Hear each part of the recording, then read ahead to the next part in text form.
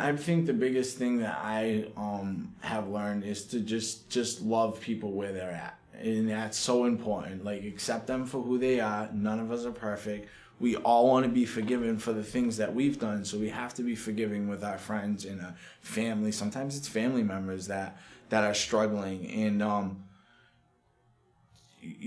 you have to tell people. You have to be upfront and forward with people and make them aware of their behaviors. First of all, the problem is it's really up to them if they want to change it. But I definitely think you need to, maybe depending on how bad it is, you might want to get other people involved too, other friends, other family members to come alongside each other. If people know that you love and care about them and you're doing it out of, the goodness in your heart because you want to see them get better, they don't take it so personally. Because a lot of times I have friends that take it personally and they say that I think that I'm better than them or something, and that's not what it is. It's just because I care. So it's important to let them know that you're doing it for the right reason. I would tell parents to look out for any change in physicality. Are they eating less, sleeping more or less, and just not taking care of themselves the way they would a year, 2 years ago. If there's major signs that they've been impacted, maybe they experienced the death of a loved one or a friend, that will impact you in great ways, and it's important to just keep looking out for signs that something has changed, because people can put up a brave front for most of their lives, but there will be signs. So for me, eating was a big one. My parents saw that I had lost 15 pounds, and I'm not even that big, so that was a dramatic change for me. If you think something's up with your child, I think it depends on how you and your child are.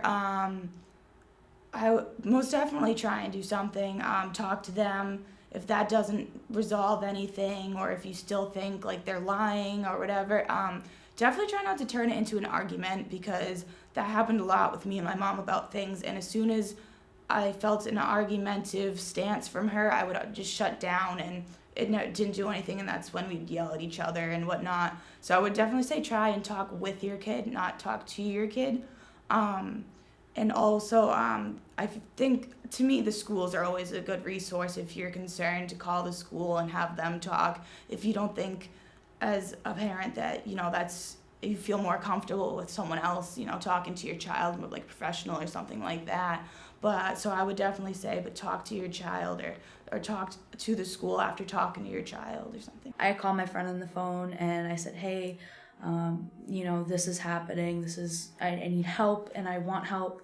I just don't know how to do it. Because I knew at the moment that what I really wanted wasn't to die. It was to fix my life and to get myself back together. So I talked to my friend, and the next morning we talked to my counselor, and I got the help that I needed. But, it was really a wake-up call. The night that I really had issues with my mental health, I decided that drinking was the way to numb it. So it really goes to show how much I was using it as a crutch for any issue that anyone's struggling with, whether it be depression, anxiety, or, anybody. If you're stuck and don't know what to do, I would say, reach out for help, because sometimes you're not in that mindset to help yourself, and that's okay. Asking for help from someone doesn't mean that you're weak. It doesn't mean that you're worse off than anyone else. It just means that you need help. And I think that everyone needs help at some point in their life, and you shouldn't be ashamed to ask for it. So one thing I've learned is a true friend tells you what you need to hear, not what you want. And a true friend is not a fun job. If I really love and care about you, I'm gonna tell you the truth. And if the truth is, if you keep doing this, something bad's gonna happen to you, I'm gonna let you know. Because if I love and care about you, I'm gonna tell you when something might kill you. So if you feel that they have a problem that deep, sit them down heart to heart and tell them, listen, let's fix this, because I care about you. And you know what? The conversation might not go well, but at least you knew you did your job as a friend.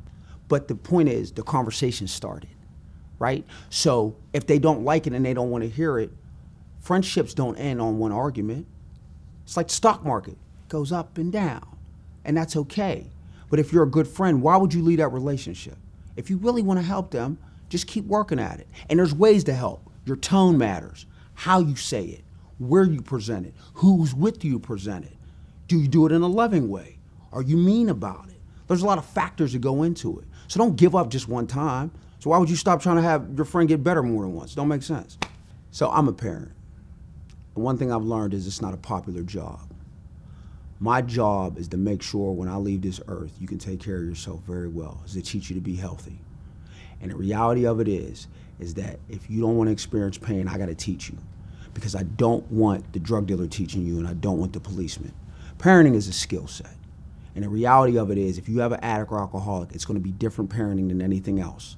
You're going to have to sit them down if you want to save their life. When you're with an addict, you have to consequence out of love. So that might look like you got to make them sleep outside. That might look like if they go to jail, you don't send no money because they have to experience pain in order to get better. This is a disease that where they have to have consequence in order to stop.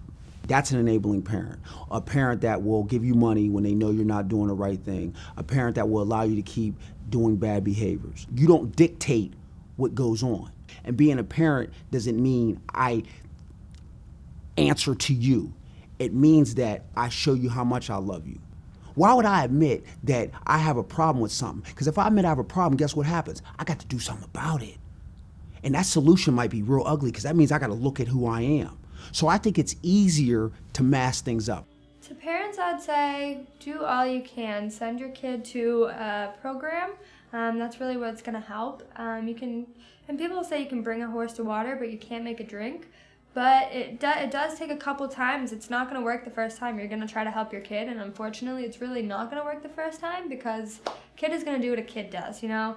And so really it's going to take a couple tries, and you really just need to be brave, and you need to put in the effort and be there with your child all the time, and maybe have a serious conversation with them too. Don't ever judge them. Don't ever get angry or upset with them. Kind of show that you're really concerned and really upset, and you don't want to see them have a horrible life, and you don't want to see them go down that path. For parents and loved ones of people who are suspected of active addiction, it's really important not to be manipulated. It's very important not to enable. My dad enabled me for so many years, and my mom knew something was wrong, and my dad, I just tricked him into believing that I was fine. And so if you believe something's wrong, something's off, in your own child, go with that. It's an everyday battle, being depressed and doing drugs, it's spirals downward just very fast, and there's not really a lot you can do about it except for get help from someone. And if you're being very judgmental towards that person, saying, well, you should just be stronger, that's just going to make them worse, It's going to make them sadder, and it's not a nice thing to do. I think one important thing to remember if you're a friend trying to help another friend through their hard times is that you should come from a place of love and understanding of what they're going through. Maybe ask them questions first, how do you feel? Do you want to talk about more? Please help me understand what you're feeling so I can help you. And come from that place where it's genuine concern for a person rather than being upset with them about what they're doing or how they're treating other people. I think a good practice is I statements. So I feel worried when you drink until you're sick. I wish I could help you in some way, rather than you're drinking and you're throwing up and it's terrible for everyone, because those are two completely different statements with connotations that are completely different. I think that for parents who want to take action with their children, they also need to come from that place of deep love and understanding.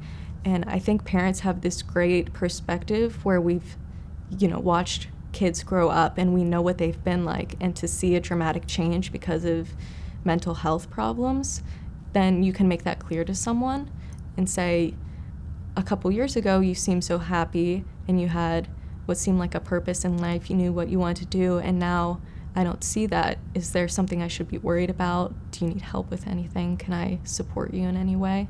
And using I statements again is just the best thing in the world.